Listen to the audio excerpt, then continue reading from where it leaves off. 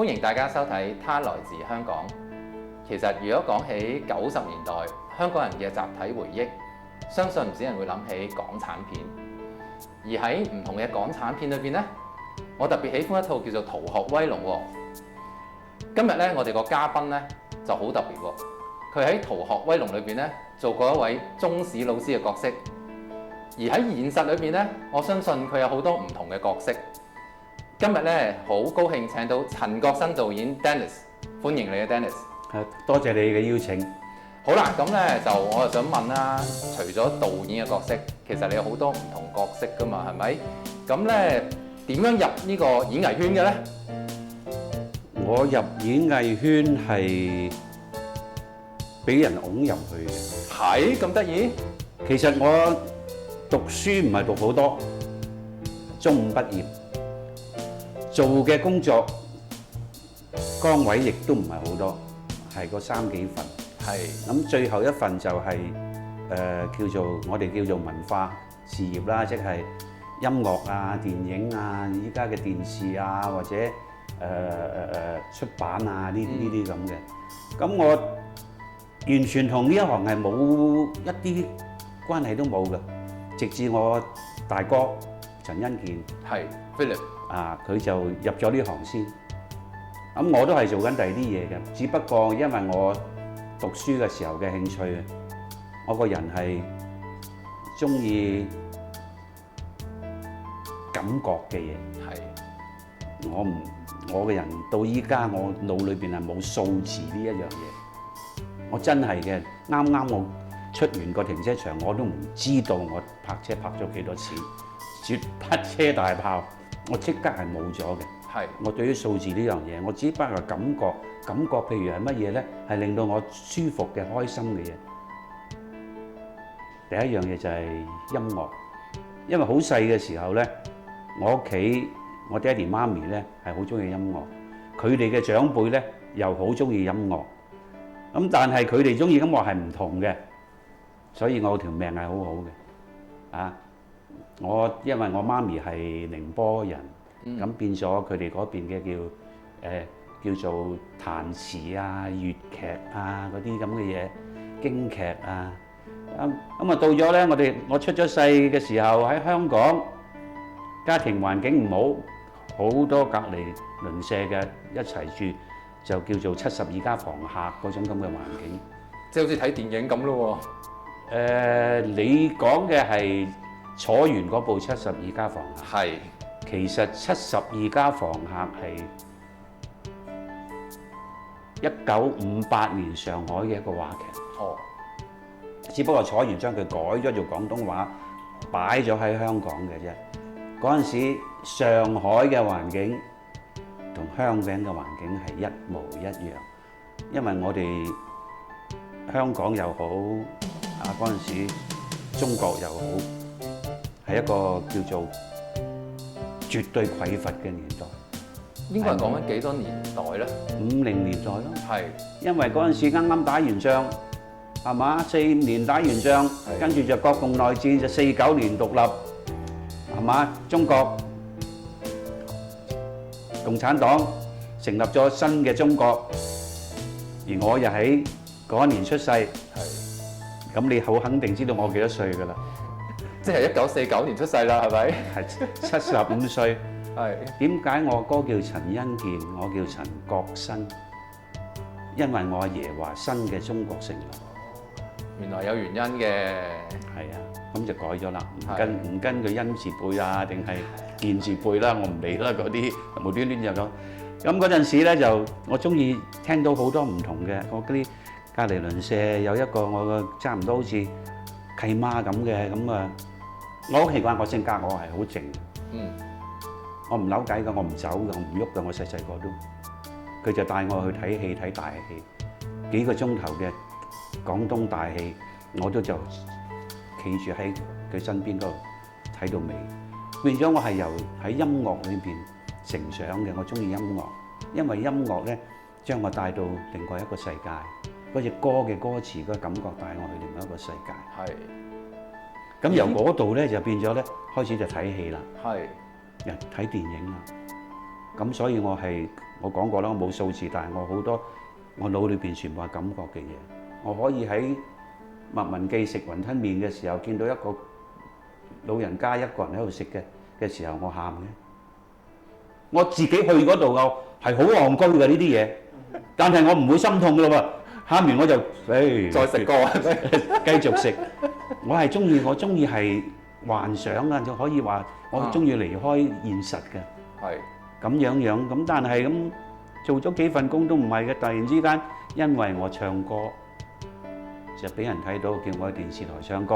電視台唱歌就見到，不如搞個音樂節目，做下少少啲 gag 啊咁啦，好開始學美國式嗰啲咁嘅 laugh in 啊，嗰啲咁嘅節目啊，又音樂唱歌，又有啲短 gag 啊咁，做下就俾香港電台睇到，喂呢個人幾得意嘅噃，揾佢上嚟拍獅子山下啦咁咪就再一路都係幕前。係咁做咗幕前咧，就俾美國啲公司和路迪士尼睇中佢呢個人，乜嘢都得嘅喎，不如叫佢幫我哋搞米奇老鼠俱樂部。我係東南亞第一個人搞 Mickey Mouse Club 喺香港。咁嗰陣時應該係19幾年咧70年代啦。哇，係70年代啦，依家好多大人嘅大咗嘅嗰啲，如果睇到呢個節目嘅，可能去過 Mickey Mouse Club 嘅香港，就係我帶佢哋細個去㗎啦。係咁由嗰陣時咁樣咁啊，我啲老友記啊，我大佬哋啊就搞電影啊咁樣，就要揾人去做發行啊咁就揾咗我入去，我都係做發行嘅啫，我都唔係做製作嘅創作嘅幕前。係因為都係講緊版權稅嘅嘢，講緊市場嗰個license 嘅，即係俾個權利嘅佢去做呢樣嘢咁。電影都係一樣，我做咗出嚟，我俾新加坡上、台灣上、暹羅上，因為你話齋。頭先我哋講開咗，以前暹羅啊叫做，暹羅可能其實好多觀眾都唔知道暹羅係邊度啊，其實就係泰國啦。暹羅係一個王朝嚟㗎嘛。係。咁我就係咁做幕後咯，做咗一幕後嘅我就發覺，喂唔掂㗎喎！我去賣嗰陣時候，我賣得好就係個導演拍得好，演員做得好，賣得唔好係我發行經理唔好，我不如做製作啦。我都睇到點解唔好咯，老闆唔俾我咪走咯，走咗去美國。個朋友介紹我去美國去學師啦，佢真係同啲荷里活明星問佢食晏食乜嘢啊，同佢 order 做呢啲咁嘅嘢，咁翻嚟就機緣巧合又撞到另外個老友記，佢又搞緊一個劇本咁，大家傾開偈，我就多口咁講，喂幾好喎呢啲嘢，咁就揾咗我去幫佢一齊成立製作公司。係。咁就拍咗幾部戲，咁拍幾部戲，舊陣時嗰間公司又覺得你又得喎，叫我翻去。又幫佢搞幾部戲，出邊啲公司又話喂你得喎，不如做導演啦。我話呢樣嘢我真係我冇諗過喎，我完全冇計劃係乜，我只不過我中意，我想試，咁就又得喎，咁出咗嚟拍咗幾部戲，咁一做就做到疫情前啦，疫情開始到依家我就叫做真係退咗落嚟啦。咁我即刻要暫亂歌病啦！嗱，我見到你頭先講嘅人生啦，其實你係每一刻都充滿住好奇心嘅喎，係咪咧？有，你係咪雙子座㗎？絕對係。因為見到咧，可能喺你嘅人生經歷裏邊咧，你冇一個特定嘅目的，想做啲咩嘢？冇㗎，但係咧，想做就會去做，係咪咧？我唔係想做啊，係佢拱到埋嚟。係啊，好啊，我做，係咁樣。我即係好似好誇張咁啊！我入行啊，80年代入電影圈做發行，一路做到編劇、演員、導演、監製，做咗咁多嘅崗位，我真係只有一部戲，我係主動去揾人有冇興趣投資我呢部戲，其他我都唔使，都係喂陳國新，我有個劇本啊，有冇興趣幫我拍啊？我 OK，又幫你拍咯。咁係邊套戲咧？我自己主動嗰部。係。都10年啦，10年前叫做37。係，因為好多人問啲導演，你有冇你自己最中意嘅電影，或者你最覺得你最驕傲嘅電影，你最中意嘅電影，好多人都冇嘅其實電影，因為電影唔係個人嘅嘢嚟㗎嘛，係一個集體。但係呢部戲我可以話係我個人，好個人添，因為有個 idea 到個劇本到點樣拍，用咩人，嗰個人佢哋譬如係美術，佢哋要點樣走，呢啲係每一樣嘢都係我嘅感覺、我嘅想法、我嘅睇法。係啊，我唔知有冇記錯，就係咧，好似喺10幾年前有一套叫做《圍城》啊，你有冇印象咧？劉國昌導演，係啦，係咪你都有份做？我係幫佢監製嘅呢部戲。係嗱，呢套戲咧，我點解印象咁深刻咧？就係因為當時係講緊一啲其實一個悲劇嚟㗎啦，即係講社會嘅係啦。咁就當時呢題材嘅比較少嘅。劉國昌係最叻㗎啦，佢吉咩，佢嗰度咩啊？唔係街童，即係佢專係拍嗰啲迷失咗嘅細路仔嘅年青人嘅電影啊。所以當時我覺得好得意喎，有呢一個咁樣嘅即係題材啦。嗱，雖然話係一個即係都係悲劇啦嚇，但係都係寫實嘅喎。非常寫實嘅，非常寫實嘅。係因為嗰部戲咧，佢搞咗個劇本出嚟，咁就遲遲揾唔到人投資，咁終於揾到我嗰陣時喺嗰間公司做緊嘅個老闆有興趣，因為夠平。咁就係咁啦。咁就叫我參與，咁我就睇完劇本，我就覺得有得拍。係。咁就點解我有得拍咧？因為我同嗰啲年青嗰啲入去屯門。啊。同啲後生仔見面傾偈嘅時候，我傾閒偈，我話你哋最驚係乜嘢啊？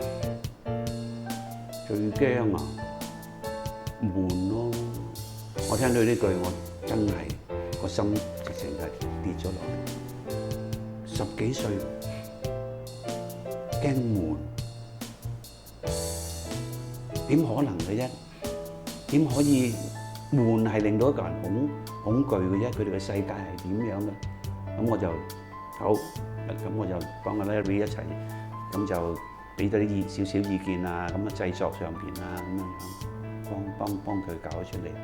我自己幾滿意嘅，以咁嘅資源可以拍到咁嘅戲。其實我好中意搞呢啲咁嘅唔夠錢拍嘅戲㗎。呢部除咗呢部，我有一部更加成功㗎，叫做《狼心如鐵》。係呢部係真係最成功。嗰陣時冇人夠膽去咁樣拍，同埋係3級，明知3級，而係唯一一部3級電影喺台灣攞最佳女主角。哇！呢啲冇得呃嘅呢啲嘢。係。冇錢拍，咁啊唔好收錢拍咯，係咪？拍得開心啊嘛，係咪？係啊，幕前幕後都係。係，好啊，我哋飲杯茶先。